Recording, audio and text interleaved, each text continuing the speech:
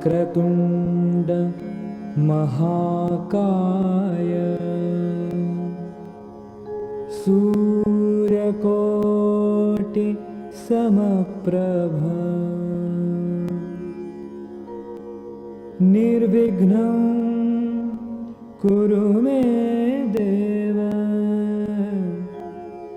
सर्वकार्येषु सर्वदा.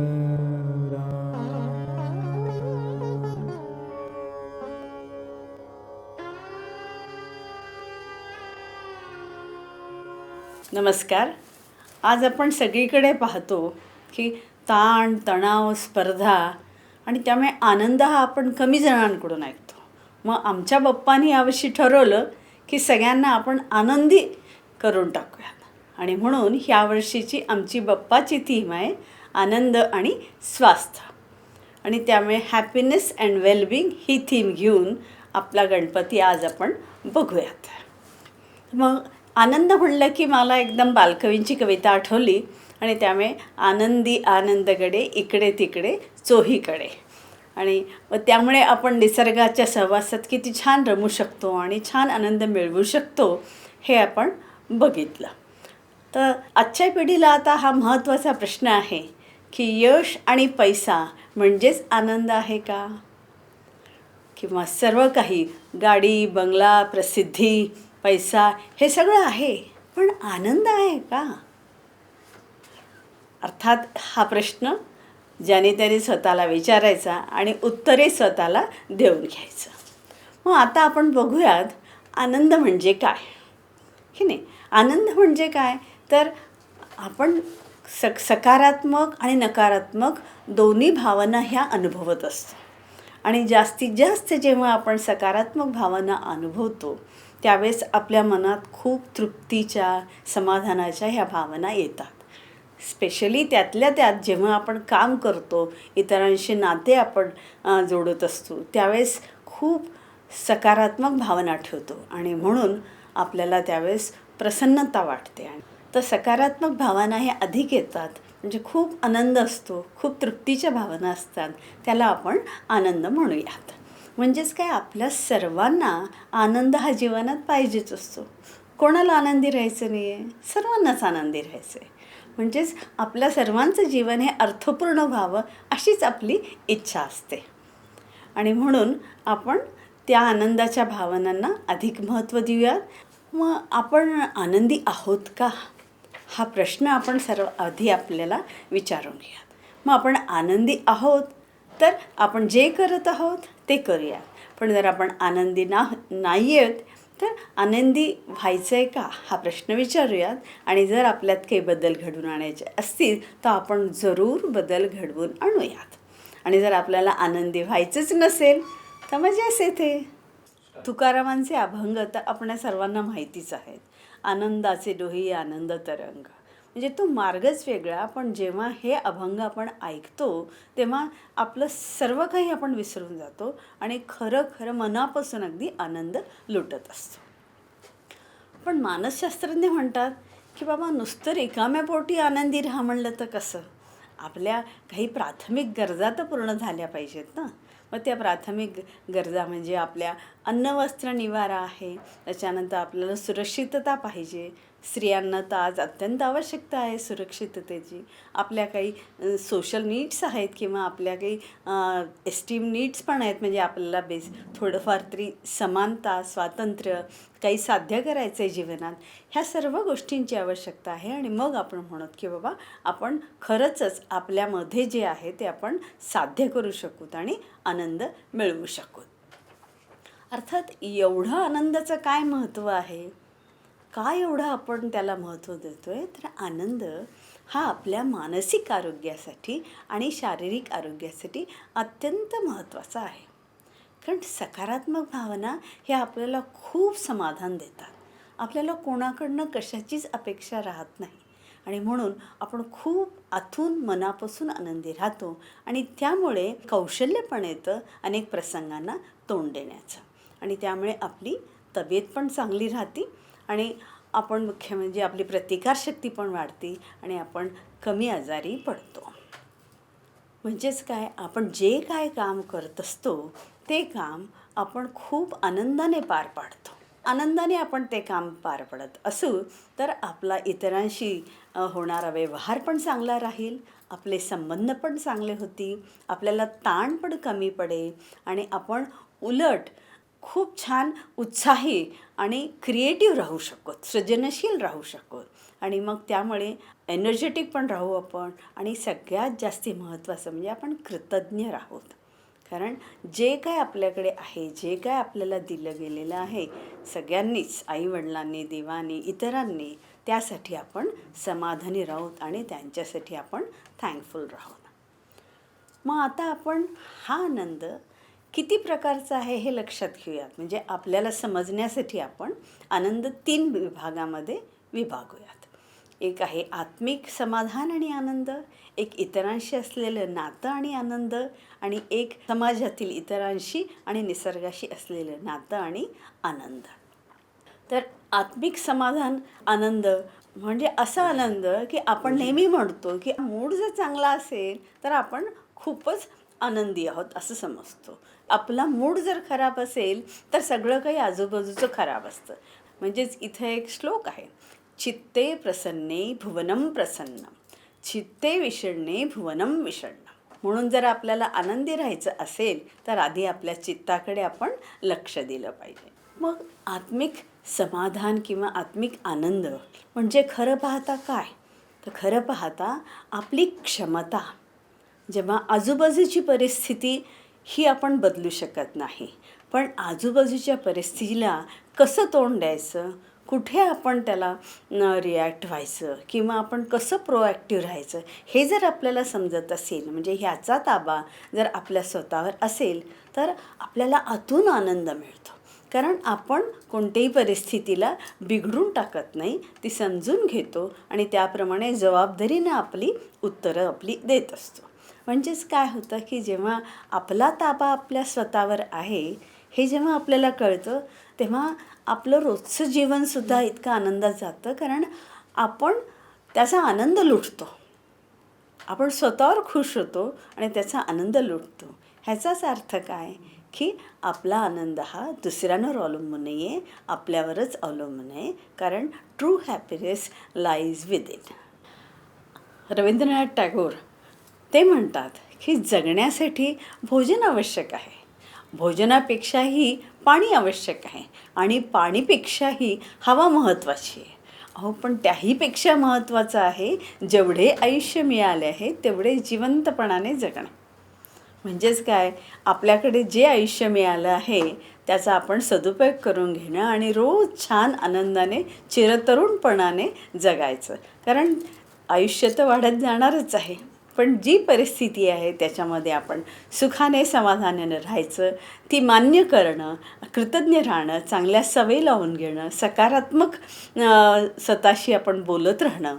मग हे सगळं करत असताना आपलं नातं हे आपल्या स्वतःशी कितीच चांगलं आहे हे आपल्याला कळलं पाहिजे. जेव्हा आपण स्वतःवर प्रेम करू तेव्हा आपण इतरांवरही प्रेम करूया. कारण जर आपण स्वतःवरच प्रेम करू शकलो नाही तर आपण इतरांवर प्रेम करू शकणार नाही.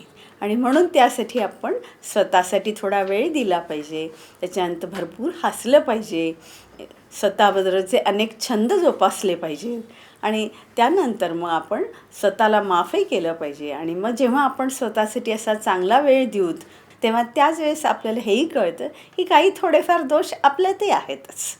मग हे दोष काढण्यासाठी आपल्याला प्रयत्न तर केला पाहिजे ना.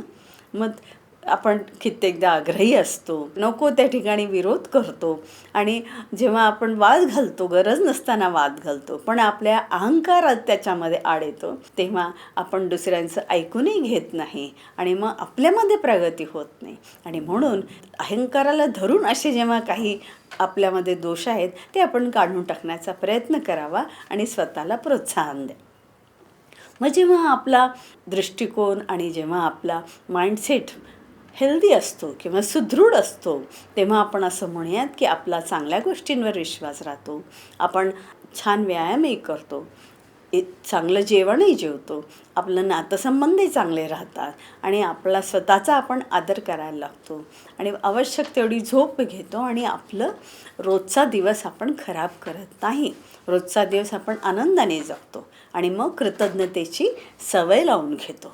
आणि ह्या कृतज्ञतेची सवय लावल्यानंतर आपण मागचा अजिबात विचार करत नाही आणि उलट आपण पुढची पण काळजी करत नाही आणि तो दिवस आपल्या पदरी पाडून घेतो आणि आपण ठरवतो की आपण आनंदीच राहायचं. कारण आपल्याला आपणच आनंदी ठेवू शकतो, दुसरं कोणीही ठेवू शकत नाही.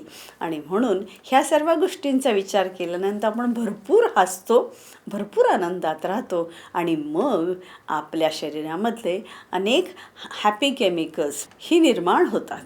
ही जी असतात आपण, कारण त्यामुळे भरपूर हसतो, खिदळतो, सगळ्यांशी चांगले संबंध ठेवतो, त्याच्यानंतर प्रेमाने वागतो, त्याच्यानंतर नवीन नवीन गोष्टी शिकतो आणि भरपूर वॉक केल्यानंतर जेव्हा हे हॅपी केमिकल्स रिलीज होतात तेव्हा आपल्याला मनापासून आनंद होतो.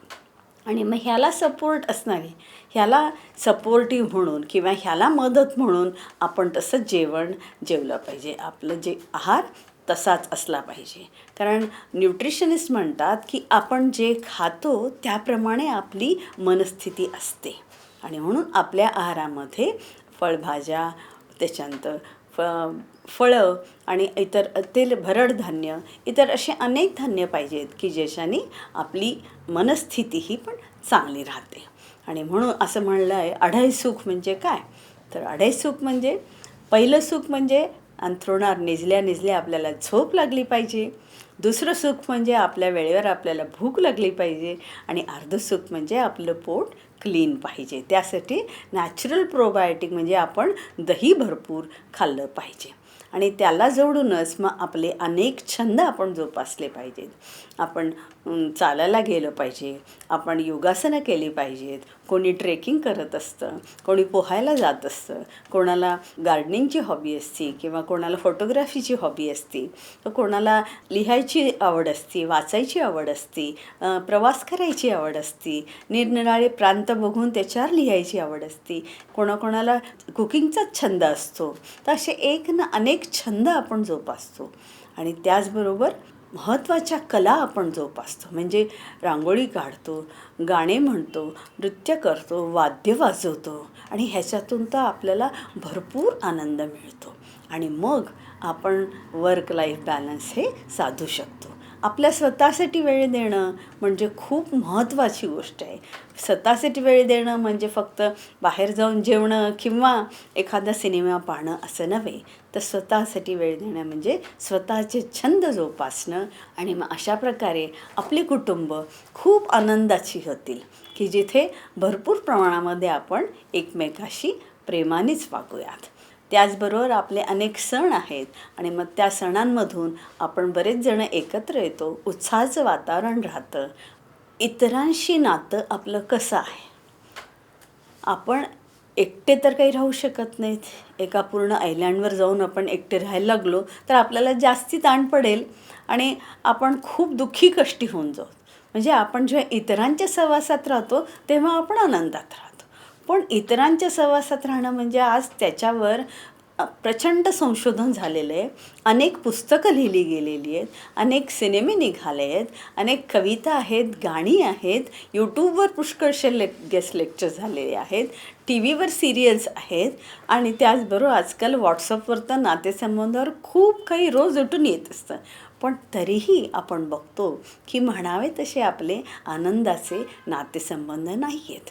मग का नातेसंबंध असे बिघडत आहेत? कारण माणसाची अतिशय स्ट्रॉंग अशी भावना असते की त्याचं नातं हे इतरांशी चांगलं असावं, घट्ट असावं आणि जेव्हा नातं हे चांगलं, घट्ट आणि प्रेमाचं असतं किंवा आत्मीयतेचं असतं तेव्हा खूप आपण आतून समाधानी, शांत आणि आनंदी असतो. मग यासाठी काय प्रयत्न केले गेले पाहिजेत? तर आपण एकमेकातले अधिक गुण चांगले जे आहेत त्याला जास्ती महत्त्व दिलं पाहिजे. एकमेकातील दोष काढले न पाहिजेत आणि एकमेकाला खरं पाहता आधार दिला पाहिजे आणि एकमेकाची प्रसंगी तारीफ केली पाहिजे, काळजी घेतली पाहिजे. आणि मग जेव्हा आपण हे सगळं अनेक गोष्टी करूयात तेव्हा आपला नातेसंबंध हा चांगला सुधारला जातो आणि आपण आनंदी राहू शकतो. आज त्यासाठी आपल्याला सांगावं लागते की भावनिकदृष्ट्या आपण कसे हुशार आहोत, म्हणजे इमोशनली इंटेलिजंट राहणं आपल्याला किती आवश्यक आहे.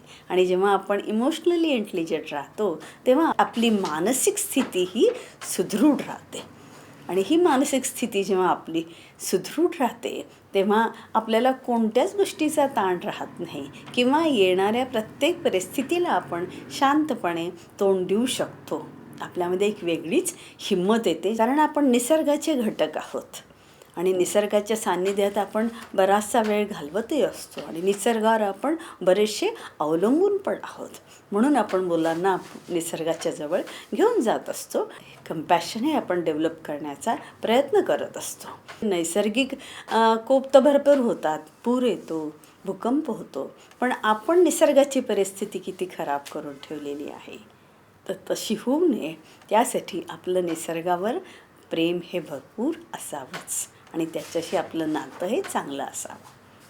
आज टेक्नॉलॉजीमुळे 3 व्यक्तींमध्ये सुद्धा संवाद हा साधला जात नाही.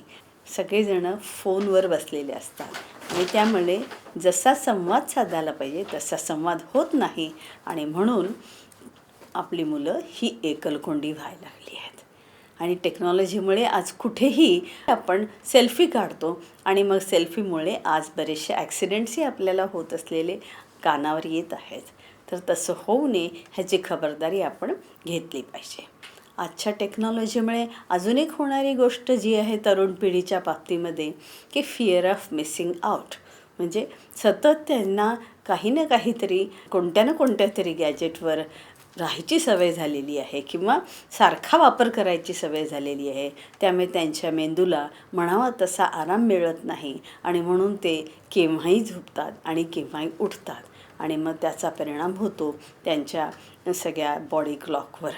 आणि मग तो जर परिणाम होत असेल तर त्यांच्यात डिजिटल वेलबिंग हा जो प्रकार आहे तो आजकाल आपल्याला त्यामुळे दिसून येत नाही आणि हा मोठा एक चॅलेंज आहे त्यासाठी.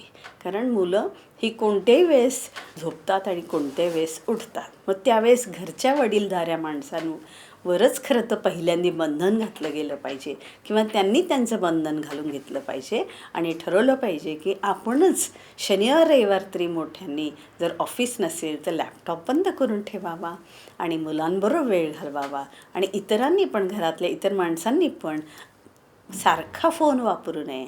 म्हणजे मग मुलंसुद्धा सारखा फोन वापरणार नाहीत. म्हणजे आपण एकंदरीत प्रत्यक्षात जीवन जगूयात, एकमेकांबरोबर थोडा तरी संवाद साधूयात आणि भावनिक प्रगती आपली होऊ शकते. आज युनायटेड नेशन्सचं म्हणणं काय आहे, म्हणजे त्यांच्या वर्ल्ड हेल्थ ऑर्गनायझेशनचं म्हणणं आहे की नुसती रोगराई दूर करून चालणार नाही आहे, तर शारीरिक, मानसिक, बौद्धिक, आर्थिक आणि सामाजिक स्थिती ही जास्ती महत्त्वाची आहे. आणि जर आनंदी राहायचं असेल तर यावर्षीचं त्यांचं स्लोगन आहे बी माइंडफुल, बी ग्रेटफुल आणि बी काइंड. जेव्हा असे आपण राहू तेव्हा आपण खऱ्या अर्थाने आनंदी राहू. मग आता आपण एक महत्त्वाचा आज पदार्थ बनवूयात. आनंद हा पदार्थ आपण बनवूयात. आनंद हे एक जीवनाचे मूल्य आहे. तर आनंद हा जर आपल्याला बनवायचा असेल तर प्रेम, शांती, समानता, स्वातंत्र्य ह्या सगळ्यांची गरज आहे समप्रमाणामध्ये आणि मग तो पदार्थ एकदम उत्कृष्ट बनेल. आपण सगळेच आनंदी होऊत आणि इतरांनाही आपण आनंदी करू. आपली मुलं तर आनंदीच बनतील. पण तेच जर आपण ह्या ठिकाणी प्रेम आणि शांतीच्या ठिकाणी आपण एकमेकांवर काटेच फेकले, द्वेष, तिरस्कारच केला तर त्या तिथं आनंद बनेल का? कधीच बनणार नाही. मग आपली मुलं आक्रमक बनतील. आपल्याला काय पाहिजे? मुलांनी आपल्या आक्रमक बनलेलं पाहिजे का आनंदी बनलेलं पाहिजे? आनंदी ना, व्हेरी गुड. मग आनंदी जर बनायचं असेल तर आपल्याला हे लक्षात ठेवलंच पाहिजे. तर आपली मुलं शाळेत जातात, शाळेत बराच वेळ घालवतात, 7-7, 8-8 तास मुलं शाळेत असतात आणि मग त्यांना रोज शाळेत जावं वाटलंच पाहिजे. अशाच आमच्या शाळा पाहिजेत ना, कारण शाळेमधून सुद्धा आनंदच त्यांना मिळाला पाहिजे. मग शाळेमध्ये त्यांना भरपूर खेळायला पण मिळालं पाहिजे, रोज सण वाटला पाहिजे आणि जेव्हा ही मुलं भरपूर खेळतील, आनंदाने बागडतील, तेव्हा त्यांच्यामध्ये सुद्धा मोठ्या प्रमाणात एन्डॉर्फिन्स रिलीज होतील. म्हणजेच काय, आज तशाच शाळा आहेत, पण आज अजून मोठ्या मोठ्या शाळा आहेत. मुलांना खूप छानपैकी क्लासरूम्स आहेत, भरपूर उजेड आहे, पण भरपूर अभ्यासही मुलांना आहे आणि म्हणावा तेवढा खेळाचा तास नाही आहे किंवा म्हणावा तेवढं त्यांना खेळायला मिळत नाही शाळेच्याच अवर्समध्ये. आणि म्हणून काय होतं की मुलं ही कमी खेळतात आणि स्पर्धाही अधिक होते आणि मग ह्या स्पर्धेमुळे मुलांमध्ये एक नैराश्य येण्याची शक्यता असते. आणि मग हे जेव्हा नैराश्य येतं तेव्हा मुलं अनेक शाळा आणि कॉलेजेसमधून अनेक वाईट सवयींच्या मार्गाला लागू शकतात. त्याची शक्यता पण अधिक आहे, कारण मुलं पटकन निराश होतात आणि मग वाईट परिणाम हा होऊ शकतो. म्हणून आपला हा प्रयत्न असलाच पाहिजे की आपली मुलं जास्तीत जास्त चांगल्या लोकांच्या सहवासात वेळ घालवत आहेत की नाही, आपण ते पाहायलाच पाहिजे. कारण आज आपण विज्ञानाच्या क्षेत्रात भरपूर प्रगती केली आणि G20मध्ये आम्ही वसुधैव कुटुंबकमची भाषा बोलतो आहे, जिथे आम्ही म्हणतो आहे की आम्ही जगद्गुरू बनण्याची स्वप्न बघतो आहे. मग जेव्हा आम्हाला जगद्गुरूची स्वप्न बघायची आहेत तेव्हा शाळा आणि घर ह्या दोघांनी मिळून आनंदी मुलांनाच निर्माण करायचा प्रयत्न केला पाहिजे. कारण ही आनंदी मुलं अनेक कला क्षेत्रामध्ये पुढे जातील आणि भरपूर आनंदाची रसायने त्यांच्या शरीरात निर्माण होतील.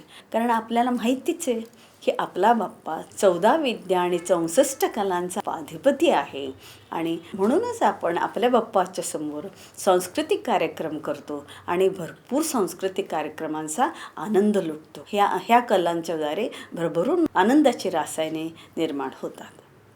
मग आपण अशा आनंदी मुलांकडनं आशा करू शकतो की जीवन चांगली जगण्याची जी काही उद्दिष्टे आहेत ती ही मुलं साध्य करू शकतील. आणि मगच आपण म्हणू, लोका समस्तः सुखिनो भवन्तु.